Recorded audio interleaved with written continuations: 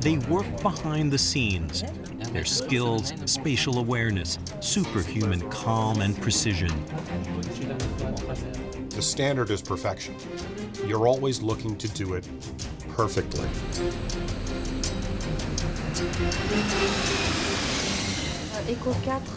They speak a bizarre language only they can understand. Heavy Kennedy Tower, caution wake turbulence from my 2 to right short and Yankee Alpha, line up and wait. They work in places that the public never visits. Their job is one of the most stressful in the world. Their responsibility huge.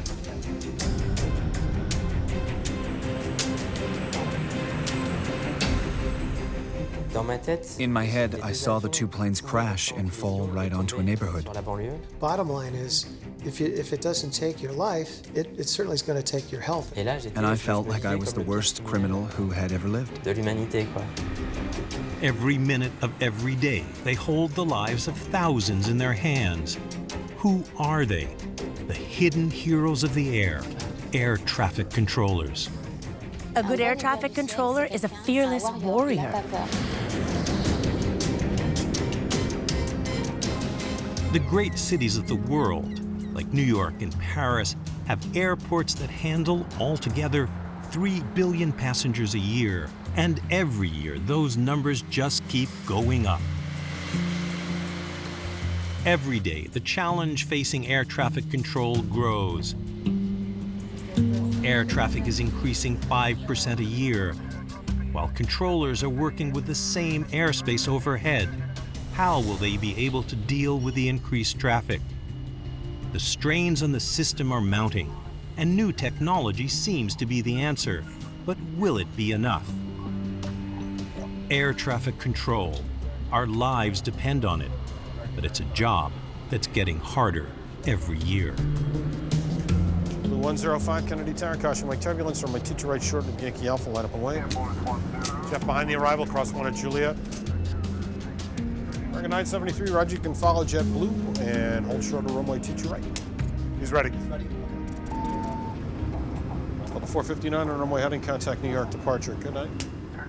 One of the things that people don't understand is it's such a finely choreographed movement of very large pieces of aluminum. It's a ballet of 500,000-pound pieces of aluminum.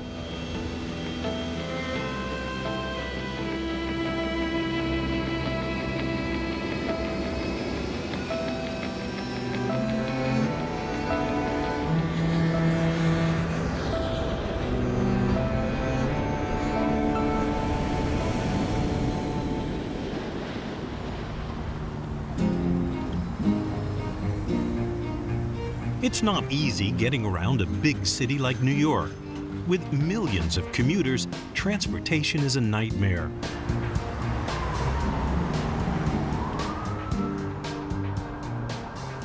And not just on or under the ground.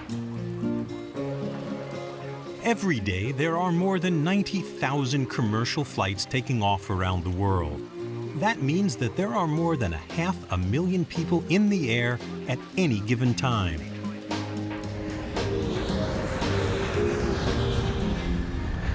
And a surprising percentage of them are over the very crowded skies of the New York metropolitan area. Working air traffic at New York's Kennedy Airport is tough. Steve Abraham's been doing it for 25 years. Yeah, it's, too many airplanes. And biggest city in the United States, and a lot of people want to fly in and out of here. It's why we have 3 major airports that are all at 100% capacity. It's hard for people to understand that, they look up in the sky and see how much airspace there is, that, airplanes should all be able to move freely because sky's a big thing. The road is a very confined place, but the airspace in and around New York is very constrained. Despite how much we depend on them, most of us know very little about what air traffic controllers do. I don't think anybody understands what I do for a living. Air traffic controllers? They watch the traffic, the planes. I have no idea. Oh, just direct traffic in and out of the airport. I've told people I'm an air traffic controller, and they've said, so you're the guy with the wands that parks the airplanes? And where do they work? In the control tower? In the airport, in the big, I don't know what you call it, the big circular thing.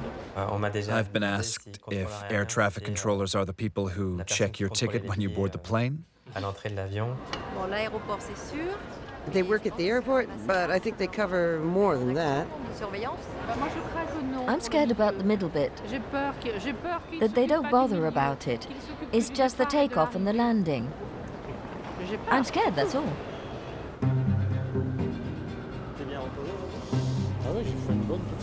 Commander Eric Prévost and co-pilot Stéphane Carminati will be flying tonight from JFK to Paris's Roissy Charles de Gaulle. There's a lot of traffic in New York, but the air traffic controllers know how to handle it all and guarantee our safety. See you soon.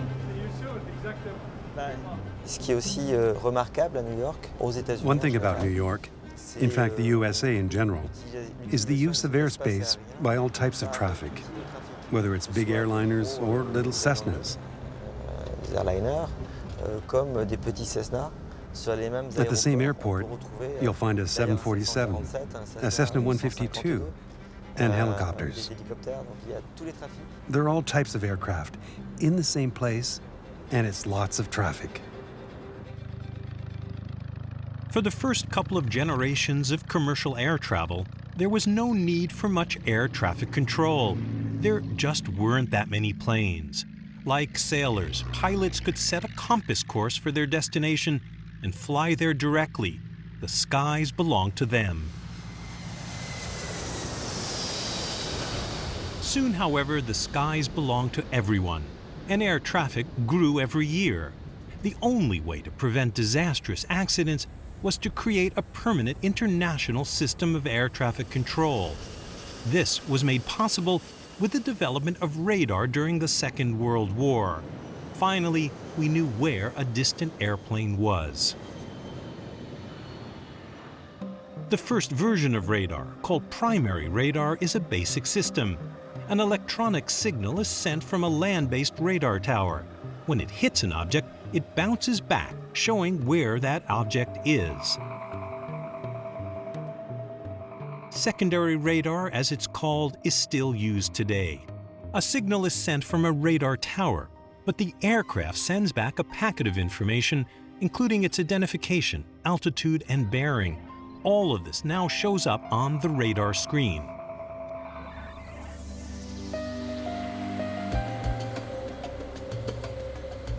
We will follow a large passenger jet as it flies from New York's JFK to Paris's Roissy Charles de Gaulle.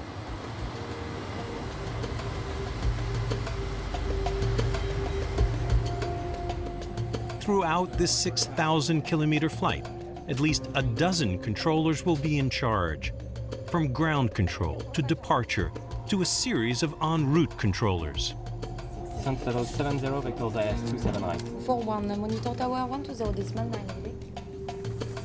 This global network of air traffic control manages the tens of thousands of flights that take off every day.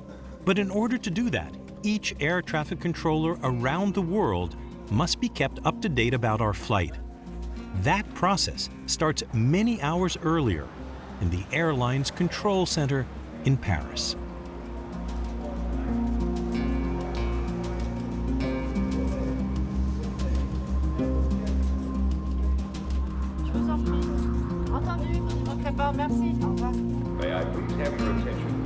Air France 011 is hours before takeoff, but its flight plan, which describes the exact route, is already being worked on by the French dispatcher in charge of North American flights.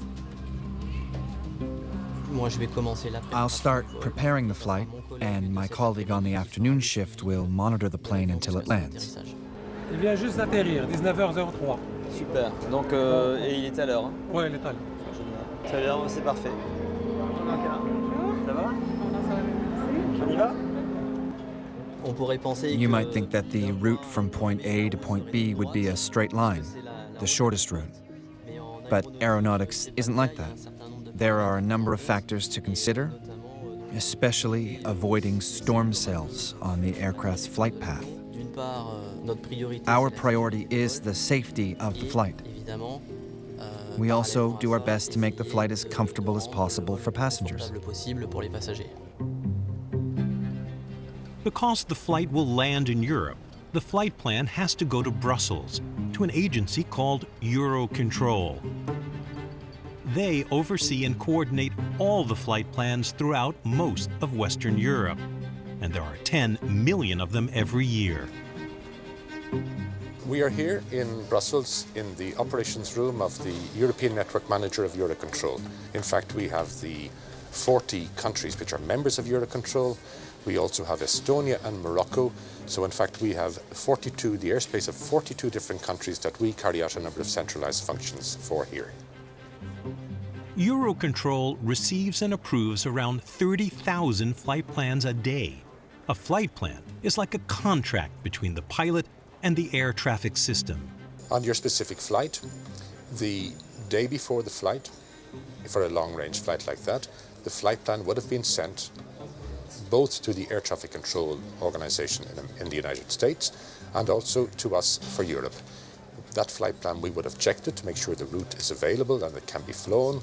If there was any problem, we would have contacted immediately the company operating the flight, agreed the new route with them, acknowledged that, a copy of that is given to the pilot, so he has exactly the same route as the air traffic control is expecting, as we are expecting. Merci. How are you, sir? Fine, you. How's it going? Good to see you again. Thank you. Too long. It's been too long. Back in New York, our crew is working away in a room you've probably never seen. It's where they will go over the flight plan prepared in Paris and approved in Brussels, the one that's now in the hands of all the air traffic controllers along the route. So we have two domestic ADSs, Moncton and Gander. We switch to Oceanic ADS Gander, then Oceanic ADS Shanwick, and then ADS Domestic Shannon. Okay? Our New York controller, Steve Abraham, is on his way to work. In Paris, the controller who will land our plane is driving home. He's full of life, full of energy, and he loves what he does. But I have a tired husband. The only time he can really rest is on vacation. When he's working, Thomas gets up tired and goes to bed tired because his biological clock is totally disrupted by the fact that his hours change every day.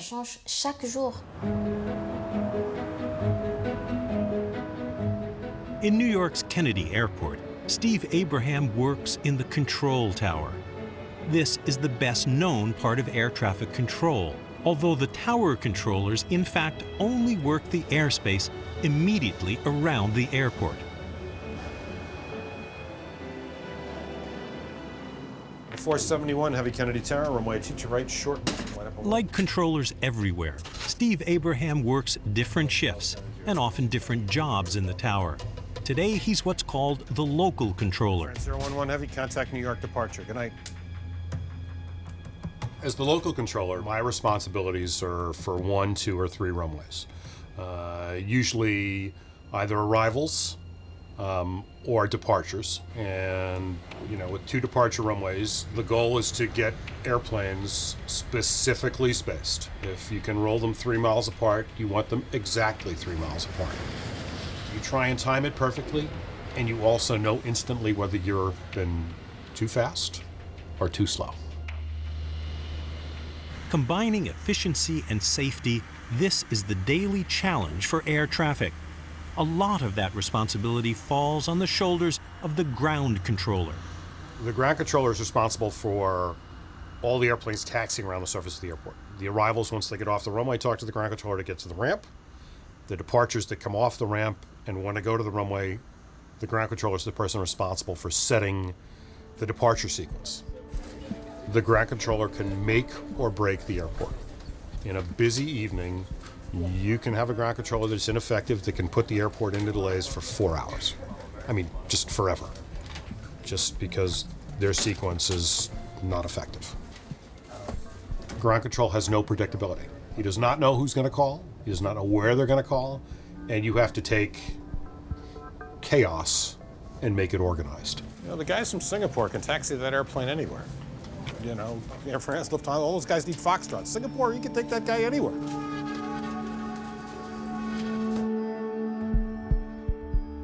chaos can reassert itself in a second.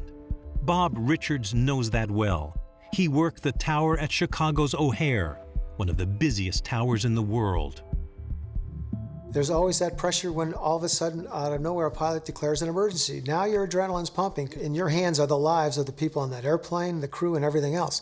You and you alone have to do something to make it happen. You have to make choices in those split seconds that could make the difference between life and death. Medical emergencies are fairly common just about every day. Somebody's having a seizure, a child is bleeding. There's so many different types of medical emergencies, and what you have to do in that situation is you have to take the airplane wherever it is and remove everybody in front of that airplane and get it to the runway as fast as you can. There are thousands of lives at stake, but that's the one thing that controllers can't afford to think about. You really don't have time to think about the people on the airplane. You don't have time to think about what's the ramifications if something should happen. Yes, they're filled with people, and that's always in the back of your mind. But you don't think that, Aunt Mary's sitting in 13B when you say clear for takeoff. The truth about stress in this job is nobody tells you about it. The concept that the public has, it is a stressful job, and they're right. But in your 20s and 30s, you don't think of it that way. It's when you start having a little heart palpitations, you have a little atrial fibrillation, you start having some pains in your stomach that you start to realize in your 40s and 50s, maybe there's something I missed. And yes, and then you start seeing the worst case is, I saw 6 of my best friends die in the tower, and they were ages 29, 30, 38, 39, 43, and 49. The skies may be getting more and more crowded, but with airports that have remained the same size, air traffic control has been forced to ratchet up the pace. And this has increased even more the pressure on air traffic controllers. When it came to that realization after the first funeral I went to, it really hit me that, hey, wait a minute, you got to pay attention to your body. You can't just go haphazardly into this thinking that you're invincible, because you're not. Korean 500 cross runway 22 right, taxi right on Bravo without stopping. Air traffic control is changing, but it's a conservative profession. Controllers in most locations still use paper strips, which are printed out and then written on by hand, just like they were 30 years ago. New technology is coming to places like New York, which will increase traffic flow, but there are some worries about it. Technology's great. I tend to be concerned about whether we have made it, and I don't want to say too easy, but we've become too reliant. There are times when the technology completely fails and you need to have the skill set, because the airplanes don't stop coming. There's, your radar may go out, your ground radar might not work. The pilots don't know that, and they still want to come here, and it's the ability to manage, that unexpected situation that really separates somebody with a lot of abilities from somebody who just does the job. On the runway, Flight 011 is close to takeoff. 32, give way to Air France. Once the aircraft is ready for departure, the local or departure controller takes over from the ground controller. Steve Abraham will depart our flight tonight. Good evening, ladies and gentlemen. My name is Eric Prévost. I'm your captain on this flight to Paris Charles de Gaulle. Paris Charles de Gaulle. Air France 011, heavy Kennedy tower, caution white turbulence from white 22 right, shortened at Yankee Alpha, line up on wing.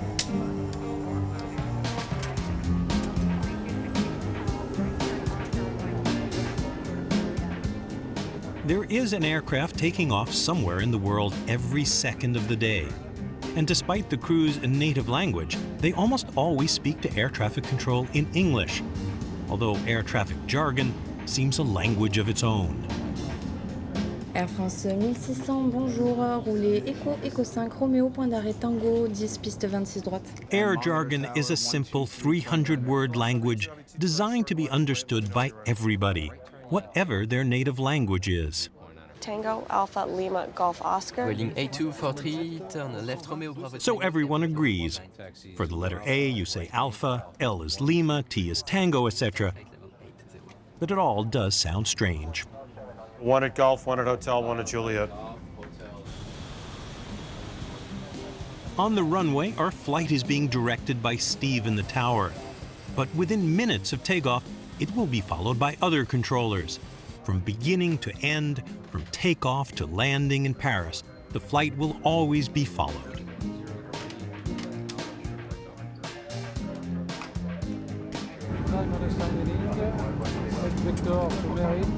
FedEx 1276 Heavy, cross runway 13 left at Charlie Delta, then taxi right Bravo, short.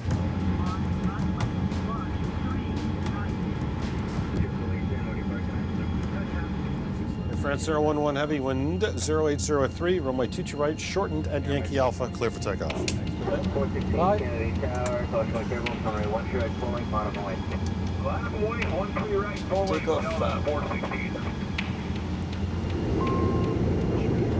First set.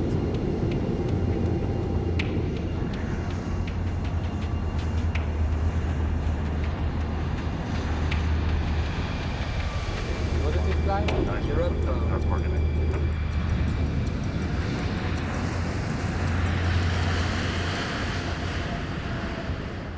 Aircraft 011 Heavy, heading 155. Air France 011 Heavy, contact New York departure. Good night.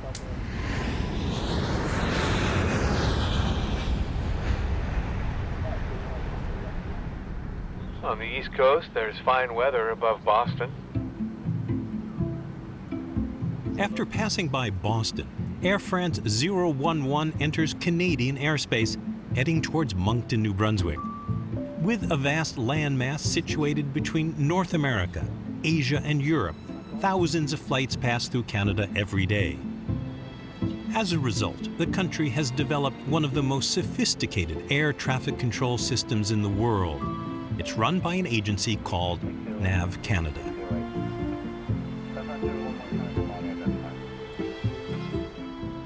On the outskirts of Moncton, New Brunswick, in a low brick building, are the people who will guide our flight over Canadian airspace. These en route controllers are not in a tower. There are no windows. The lighting is subdued and unchanging. Can 871 Heavy, Moncton Center, good. I'm an en route controller in a high-level airspace in Moncton Area Control Center, meaning I control 29,000 feet and above, mostly handling flights that are about to transit the Atlantic Ocean, whether coming from Europe or going to Europe from North America. This phase of air traffic control generally tends to be the unknown or the hidden side of it. Again, it's not, we don't work in a tower. We don't see the airplanes per se. We're looking at radar screens. We're in a more dimly lit room, talking through communication tools that we don't see those airplanes at all. Air France 011, contact Moncton Center 135.2. Moncton Center, good evening, Air France 011 AV, CPDLC, flight level 370. Air France 011 Heavy, Moncton Center, good evening. Reports of light chop, all flight levels for level 410 and below for the next 30 minutes. Copy the 011. Over land, controllers still rely on ground-based radar to know where a plane is. But NAV Canada is using a more advanced tool called ADS. With ADS, the airplane on its own will send data to air traffic control. Our flight will have 3,000 kilometers of ocean to cross. For more than 2 hours, it will be completely off any radar screen. Like everyone else, our crew wants the optimal altitude and speed. En route controllers keep everyone in a safe and spaced order. In the sky, they don't have on-ramps and off-ramps and things like that. It is an open sky and stuff, so the controller's kind of taken some of that responsibility on who goes first, who comes second, the merging and the sequencing of those aircraft. It's complicated work with lives at stake. How does anybody learn how to do this? In Canada, everyone goes through a long recruitment and training process.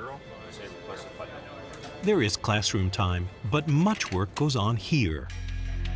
This could be any control tower in Canada, but it's not. It's a simulator, one of the many high-tech gadgets that Canada and many other countries use to train controllers. This is a VFR simulator to simulate traffic in a tower environment. This is where they get to demonstrate their abilities to move on to the next stage of training in an actual tower. In the simulator, the student learns to deal with all kinds of situations. Weather, like fog, snow, storms, they have to learn to handle them all. This simulator is realistic to the point where it creates the scenarios to a level that the students are continually learning, so that when they go to an actual tower, they've demonstrated a certain level of competency where they're ready to grow towards becoming a successful air traffic controller. If they don't do it right, they won't move on to the next stage of training. In the real world, of course, there's real lives on the line. Quarter Air 249er, exit left Bravo, contact ground 1219er, when on. As part of their training, controllers learn how to deal with the pressures of their job. NAV Canada has an innovative approach that aims to keep its employees focused and energetic.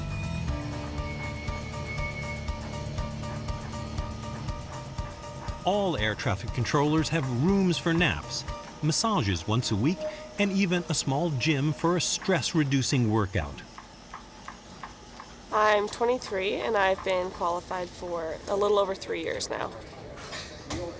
So I've been working by myself for 3 years, and I think I trained for a year and a half prior to that. Siobhan Brown is an air traffic controller in Moncton. For her, this is a family business. I think the reason I chose air traffic control was just, well, my grandfather did it, my father does it.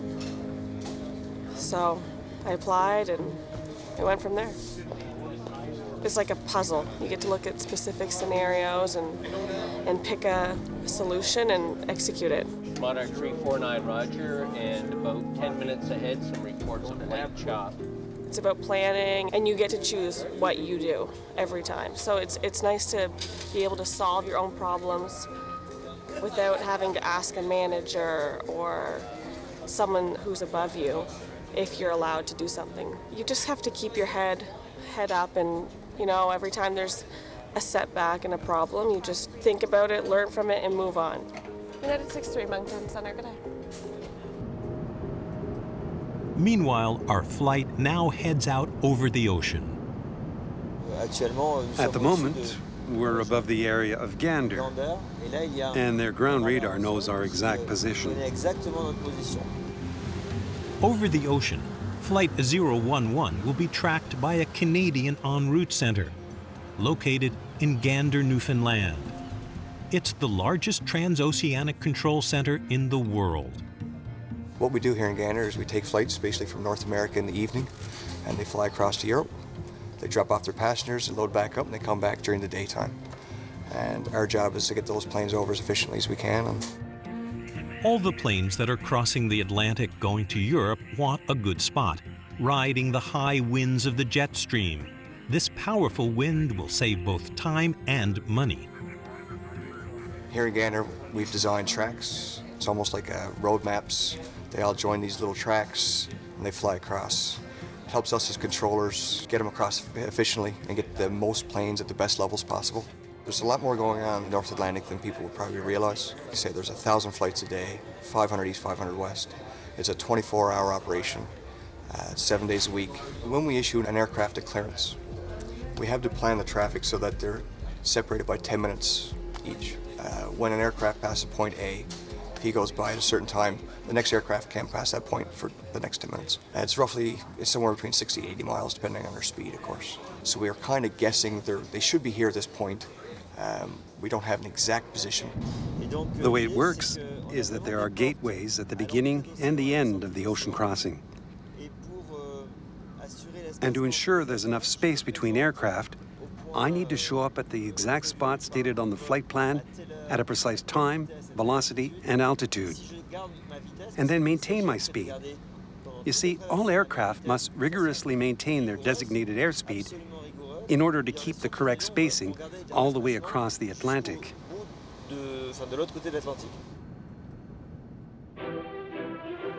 To help airplanes to get to the other side of the ocean has been Gander's mission from the beginning.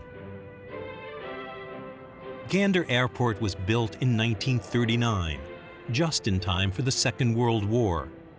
Airplanes needed to refuel here after crossing the Atlantic, and for a while it was the largest airport in the world with 4 immense runways. And those 4 large runways were put to a surprising use on the 11th of September 2001. There's the plane, you can't miss that.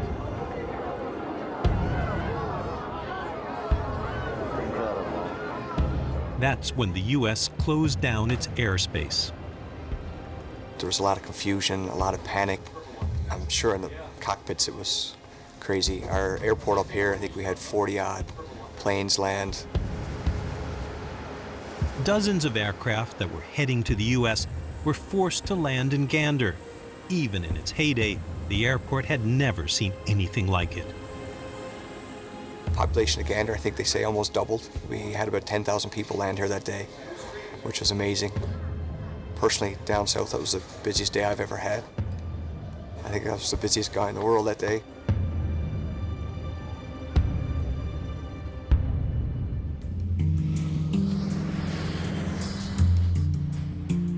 When an aircraft leaves Gander's radar range, they are not on anyone's screen for 2,500 kilometers.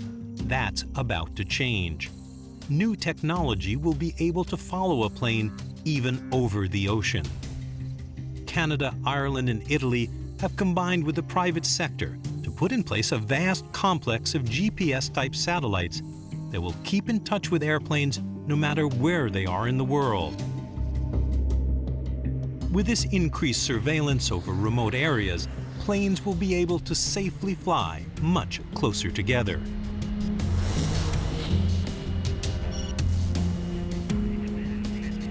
Approximately halfway across the ocean, our flight leaves Gander Control and is picked up by Shanwick, the control center shared by Ireland and the UK.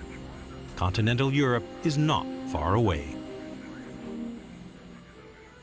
Making his solo crossing of the Atlantic in an airplane was enough to make Charles Lindbergh the most famous man of his day. Now it happens literally thousands of times every day.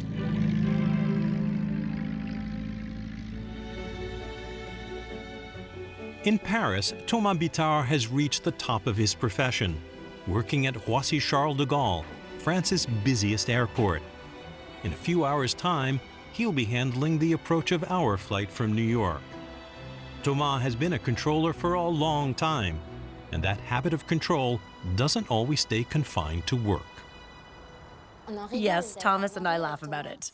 I joke that I married a controller. He always has to be in control, not just as an air traffic controller. That's the way he is. He's a control freak. He'll finish my son's sentences. When I ask Elias or Eris a question, he'll answer instead. He checks my checking of their homework. He's in command. There's no room for spontaneity with Thomas. When I talk to a pilot, when I give him an order, he'll not only tell me he's understood, he'll repeat what I said word for word, because it's the safest way to demonstrate that he understood. And it's true that when I ask for something, if I don't get a response fairly quickly, I get annoyed. I can see how it might be irritating. Like most air traffic controllers, Thomas has had his share of tough situations at work. One day, 2 airliners with hundreds of passengers on board came dangerously close. The memory still haunts him. One of the pilots asked me to confirm several times. I asked to see the recording of the event because I took it very hard. My perception was that it had taken a long, long time, and the planes had come very close. Not at all. It lasted 1 second, and everything worked out fine. The passengers were unaware, neither pilot complained or anything. But that instant, when you're suddenly treading water, was very, very hard. In my head, I saw the 2 planes crash and fall right onto a neighborhood. and I felt like I was the worst criminal who had ever lived. Charlotte helped me a lot. She really pulled me out of there because for 3 days and 3 nights, it was tough. I could tell that something was bothering him, and I remembered him saying it was important to talk, so I made him talk. And I kept him grounded in reality, because I realized what he was feeling for those 3 days, and in fact beyond, was as if the accident had actually happened.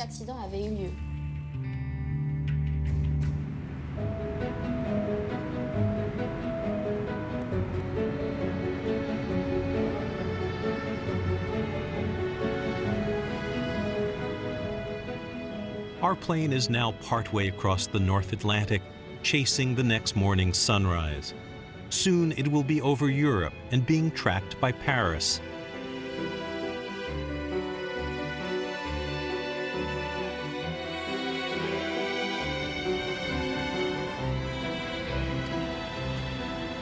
Landing will be at Charles de Gaulle, and Thomas Bittard will be there.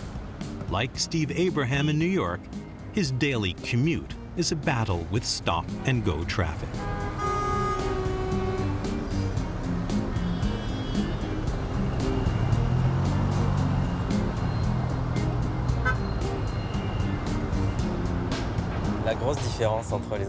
The big difference between traffic jams in the air and on the ground is that you can say to a car, stop, there are too many cars.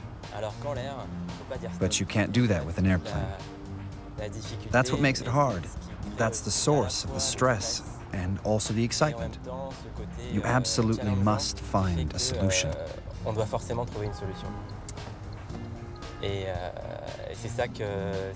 And that's what I love about Roissy Charles de Gaulle Airport.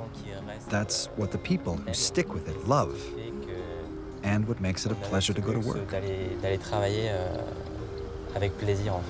Air France 1890, bonjour, laissez passer le 319 là en face de vous, puis roulez Roméo pour le point d'arrêt Tango 10, piste 26 droite.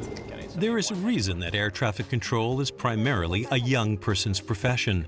The stress can be enormous. Et en fait, c'est vrai que la pyramide des âges est assez spéciale. It's true that the age range is fairly unusual. You don't find many controllers over 40, and that's because of the constant challenge of managing the traffic. It's stimulating, motivating, but over time it can get to be too much for some people.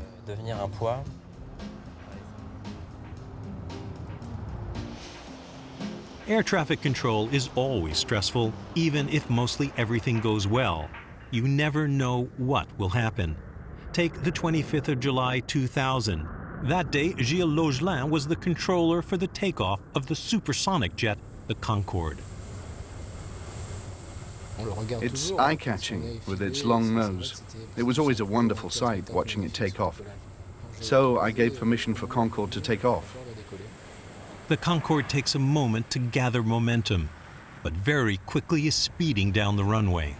That day, and this is one thing a controller like me will never forget, the plane turned on the power, and shortly after it did, I spotted what looked like a flame coming from under the aircraft. I'd never seen a flame behind a plane like that in my entire career. With flames coming from the back of the jet, Logelin told the pilot the bad news. You could cut the tension with a knife because it was something so incredible.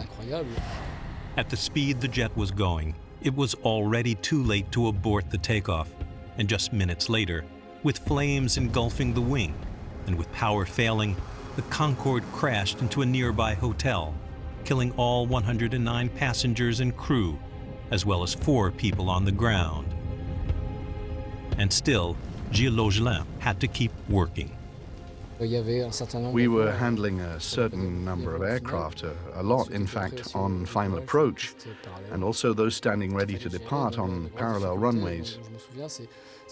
What was hard, as I remember, was under this huge stress of seeing something that should never have happened, keeping cool and carrying on working and getting the other aircraft to pull up and go around. The Concorde crash was caused by debris on the runway, not by the fault of the air traffic controller. Nevertheless, it was hard for Gilles Laugelin. The worst part of a controller's job is being in contact with a pilot and not being able to do everything you can to help. Most controllers who are part of an accident, whether they were at fault or not, leave the job. Not Gilles Laugelin. He still works to this day as a controller. Maybe some have difficulty putting that behind them and regaining confidence. I'd just say that you can keep your confidence and go on working and manage to get around this difficulty. The accident did not end Laugelin's career, but it did signal the decline of the Concorde. In 3 years, the sleek aircraft was retired from service.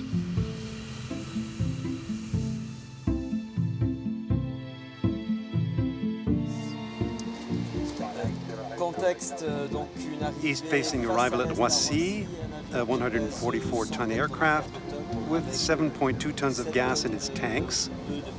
So clearance of Orly plus 20 minutes, in line with requirements.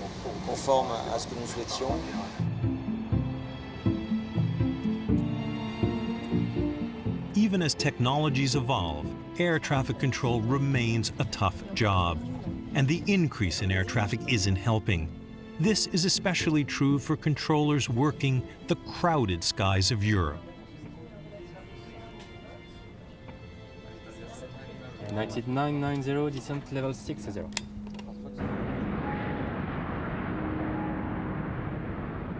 Half of the passengers on our flight will change planes in Paris and fly on to another destination.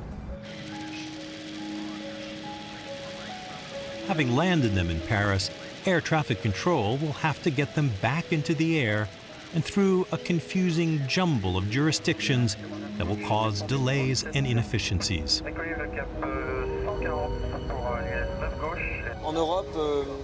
Several countries in Europe are mandated to control the sovereign airspace of other states.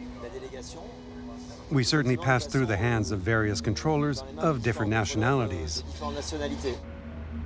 The Europeans are working on this problem. Eurocontrol in Brussels is leading a project they call the Single European Sky.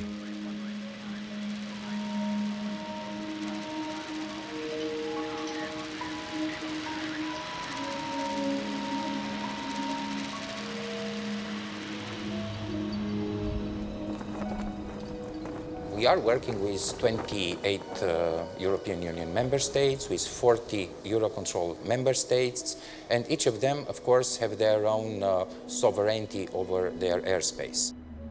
Even more, we are working with 70 air traffic control centers. So all of those need to be put together through the Single Sky initiative. The idea is that we're smarter and stronger together than alone. It's important to have unity, a common vision shared by all these countries, and a unified, standardized method of working.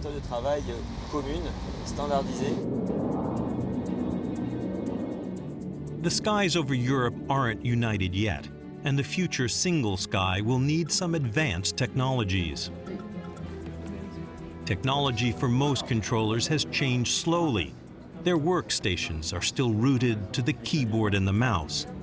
But in order to handle more flights, that will have to change. A French company, Thales, is working on the air traffic workstation of the future. It's called SHAPE. I'm about to demonstrate the SHAPE system, which is our vision of an air traffic controller's workstation. It has some extra capacities that we've invented to provide controllers with this enhanced service. We've combined a number of technologies, in particular the eye tracker, which will enable us to point and select a flight using just the eyes. Instead of the keyboard, basic hand gestures will do the same work. And instead of using a mouse to select a flight, the controller will be able to use his eyes.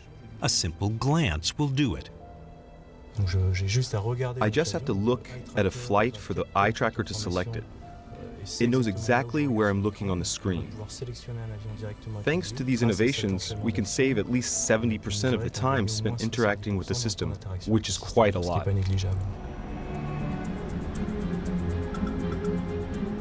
Still en route, our flight will soon be in range of Paris air traffic control.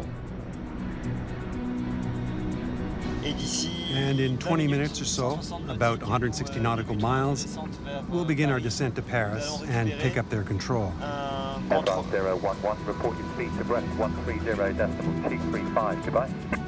120-235 is the speed of France 011, bye-bye. This is the radar control room here at Roissy. From here, we manage the Paris airspace encompassing 120 nautical miles around Roissy, almost 200 kilometers. Our aim is to regulate flights in intervals of 100 seconds, given that there are 3 runways in use. Our triple simultaneous parallel approach is pretty rare. I think it's the only one in Europe.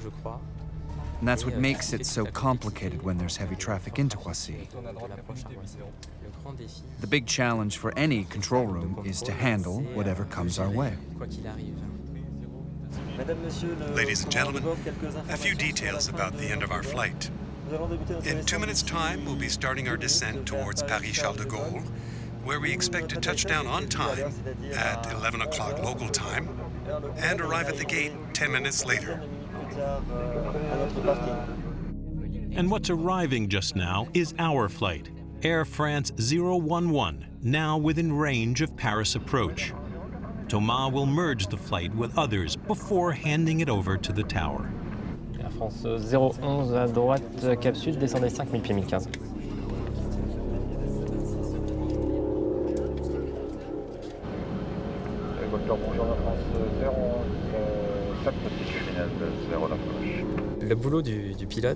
The pilot's job, his mission, is to safely land the plane and the passengers and get to the gate as soon as possible for commercial reasons. We don't manage a plane. We don't manage just one flight. Our job is to make it all work together. We manage the flow of traffic.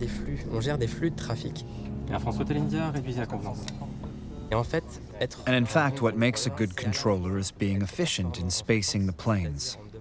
If I'm asked to leave 90 seconds between planes, I can do that without bothering my colleague next to me, who's also leaving 90 seconds on another runway, and without interfering with the departure controller who's putting his planes up. And at some point, the arrivals intersect with departures. With all that happening, you have to be good at what you do. Be aware of everything going on around you, attentive and concerned. Air traffic control is not just technical, in fact, it's very human. And this is Air France Flight 011 coming in. Air France 011, bonjour. Descendez 4000 pieds 1015, un guidage 09 gauche, il n'y a pas de place au-dessus de malheureusement. Air France 011, contactez la tour 119-25, bonne journée. Thomas Bittard and his colleagues at approach control have done their work. The plane is now on final descent. Soon, the tower controller will guide it to the ground. Delta 170, can we give us about 30 seconds? Can you evacuate? Okay, thank you. Think about 42?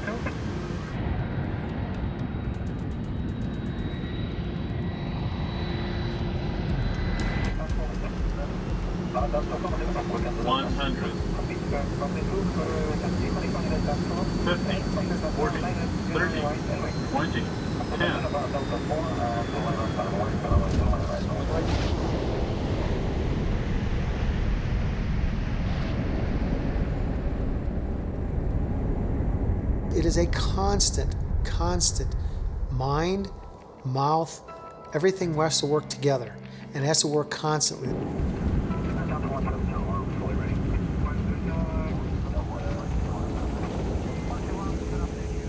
That's the paradox. You go for that moment because without it, the job isn't interesting, if it's just a matter of talking to a few planes.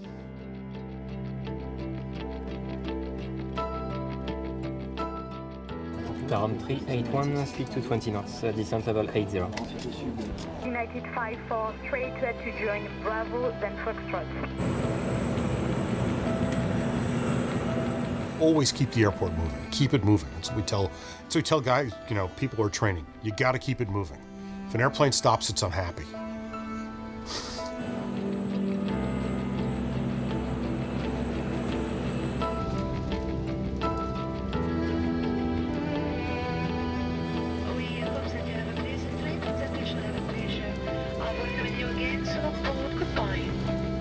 Roissy Air France 011, au revoir, merci.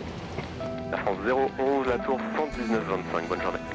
Et je me rends compte par rapport à... From talking to friends, I realize what a luxury it is to enjoy going to work, to have a job you love.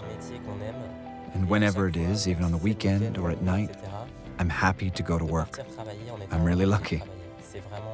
As long as I feel like that, I'll stay.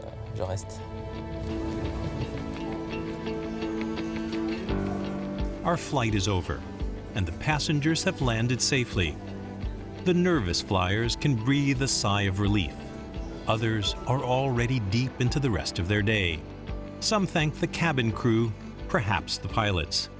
Virtually nobody thinks of all the men and women who work day and night to guide them safely throughout the flight. But they owe their lives to them all the same.